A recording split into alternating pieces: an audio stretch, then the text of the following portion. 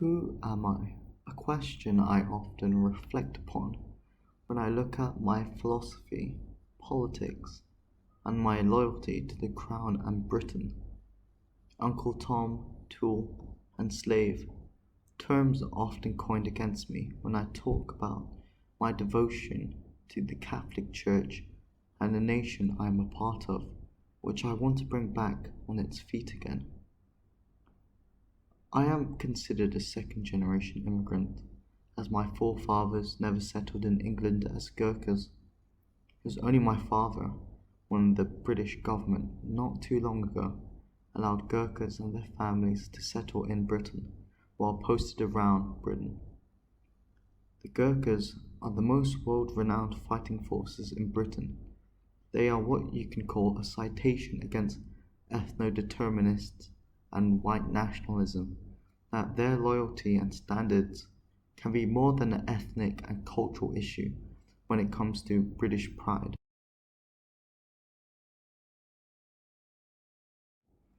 My friend Iron Duke laid the foundations for this topic at hand. For the Gurkhas, as he said, any British Army Gurkha who has served 9 years or more should be allowed to settle in Britain if they so desire. I agree with the sentiment behind this, as when I see modern Britain, you can see the decay of the British, of the indigenous British youth hating their own country crown and denouncing the achievements of Her Majesty due to the indoctrinated ideas of the tight iron fist of the cathedral. But the simple fact is, the UK is a nation of distinct qualities, and a nation which, unlike many see as evil, the Gurkha soldiers who come here know otherwise about Britain.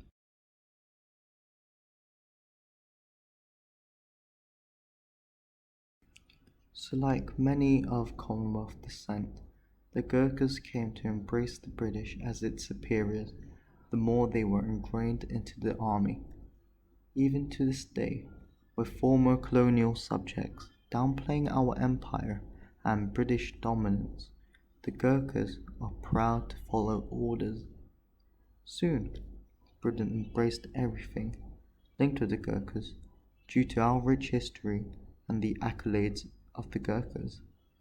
The Gurkhas have a unique record of service in the British Army and loyalty to the Crown, that their qualities of adapting and devotion to duty will still be required in the defense of Britain's interests in an uncertain future. Unlike many missionaries and other fighters, what is distinct about the Gurkhas is that our bond is more than anything. The Qasam Khan is a ceremony unique to the Gurkha regiments of the British Army, as it gives their oath. By Almighty God, that they will be faithful and bear true allegiance to Her Majesty Queen Elizabeth II, her heirs and successors, and that they will, as in duty bound, honestly and faithfully defend Her Majesty, her heirs and successors, in person, crown, and dignity, against all enemies, and will observe and obey all orders of Her Majesty, her heirs and successors, and of all the generals and officers set over them. Also, they further swear they will be loyal and uphold tradition of the regiment they serve over. What is unique about this ceremony is that, along with its oath and fight to the death attitude for our higher-ups, nobles of the crown and government, is the trait of some sort of genetic pattern of loyalty, and it has been seen through Gurkha history. In the not-so-great Indian Revolution of 1857, the massive but unsuccessful mutiny, the uprising in India, was against the rule of the British East India Company and was an obvious sign of a revolution of sorts. Ever since the Anglo-Nepali War of 1815, the employment of Gurkha's troops was a staple of pride of the British Asian Front, as it showed for the first time that a foreign man can fight for what is right, and that right is that the survival of the British cause and all of its worth. The Gurkha units remained loyal during the Indian Revolution, and the Gurkhas were responsible for saving the remaining British at Meerut. The aftermath of this would be the Gurkhas would become a major part of the Indian army following the mutiny, to root out the most rebellious of the few.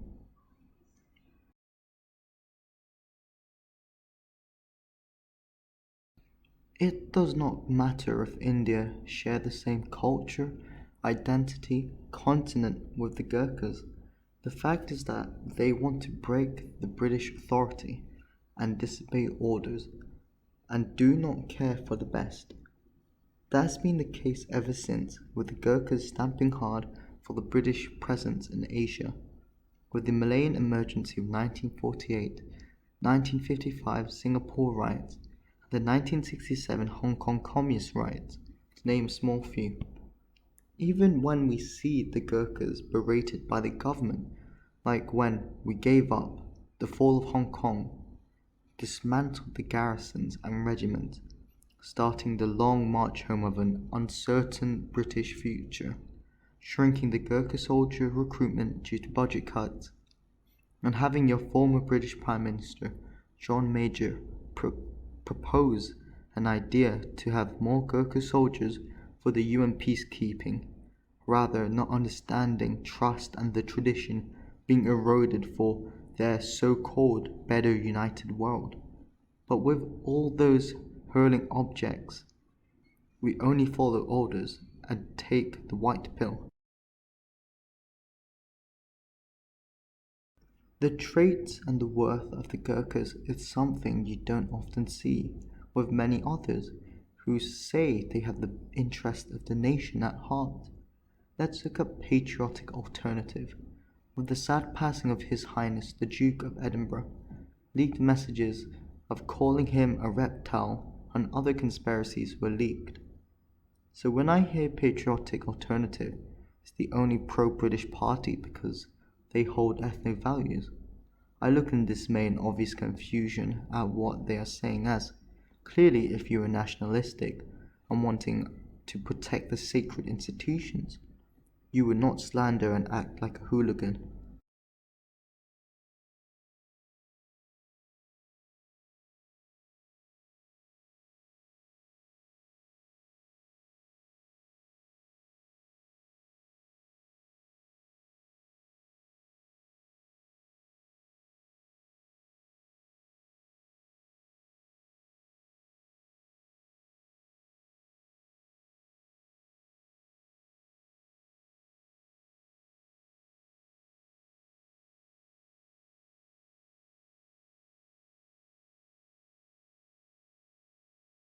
The daughter of Albion made a video on her ideas on replacism.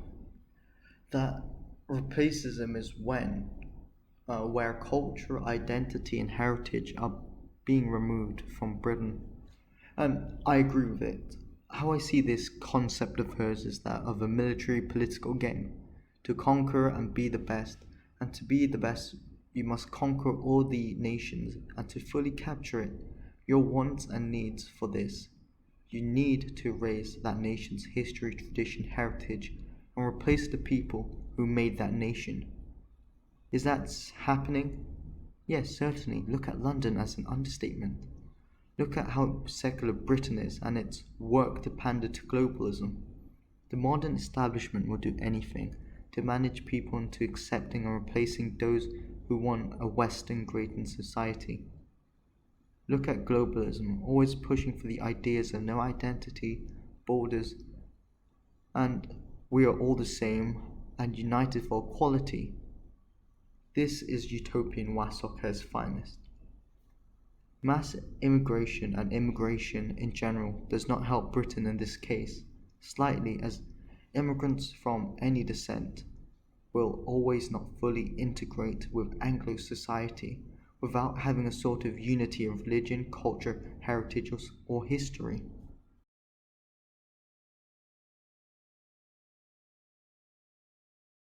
But what differs from the Gurkhas to other groups of British society which we see today is the actions of some sort of British Leitkultur. is not expressed in Gurkha communities well yet, that Gurkhas themselves don't want to change the dialogue debate on what is assimilation and what they want to assimilate to, and they want Britain for itself. They want a traditional Britain, and they want a Britain where they can say proudly they served for. Firstly, what is a Leitkultur? Now, I may be pronouncing this wrong, so I apologize. It's German, the phrase. So Bassam Tibi first suggested a Leitkultur in his 1998 book Europe Without Identity. Essentially, it is the premise that all immigrants should conform to the liberal, modern leading culture of Europe.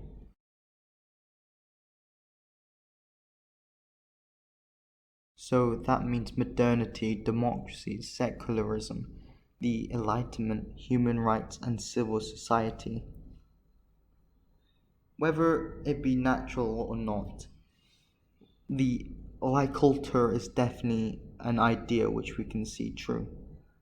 It's that with mass immigration to the UK, you can see why many foreign descent people vote and endorse the Labour Party, the Liberal Democrats.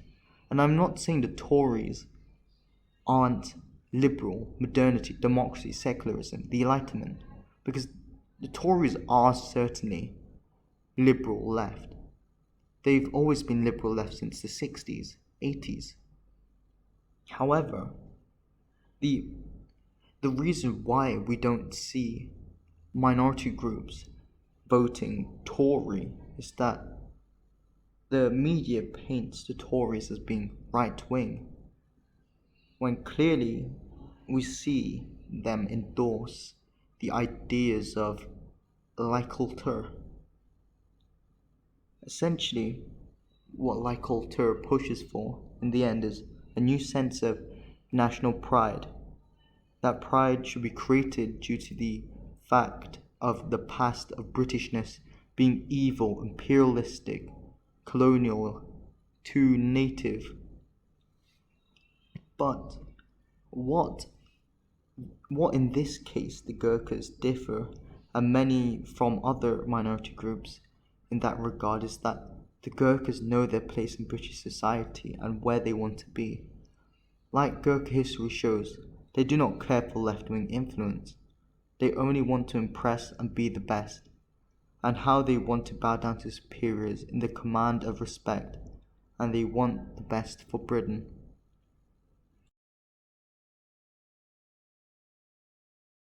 On the ideas of assimilation, often today we are reminded that due to failures of past works of this British government, we fail to distinct ourselves with British culture and today's worth of this quote-unquote Britishness. Today Britishness is just a blank canvas of nothingness, as it's worth nothing, with its mix of foreign influence, nihilistic, unpatriotic nonsense. What is there to conserve anymore? What is there to tell the future of the British population how we should act and how we should be like? The youth of the Gurkha children, how I see it, are starting to fall into this cracks of decay, and I don't like it one much, and I see it all around me all the time.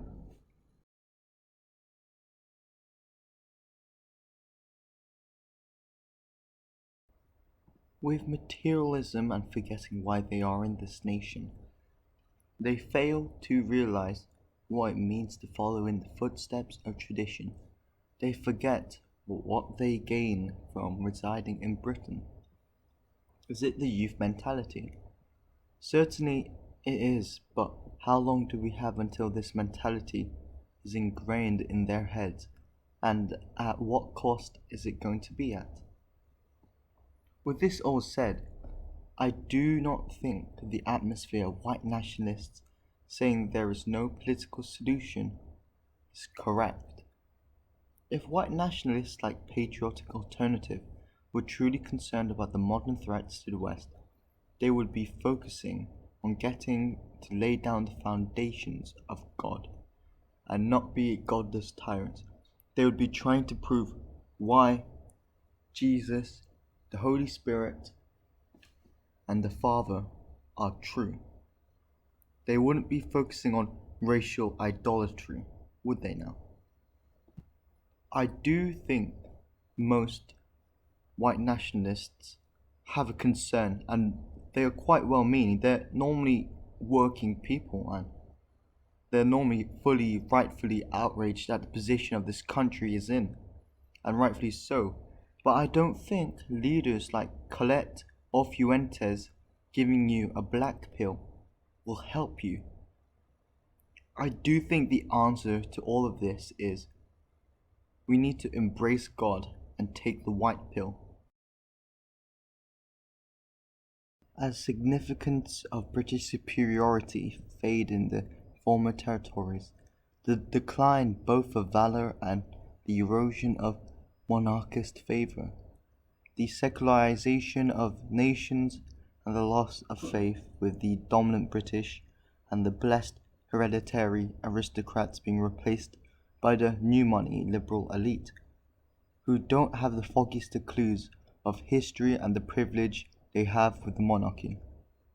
But with all of this, supporters from among the many ranks of the non-British in the British world for this nation and its worth is not forgotten. So who am I? I am Right Honourable Limbu. I'm proud to be British, believer of a strong Catholic faith, and I am red, white and blue till the day I die.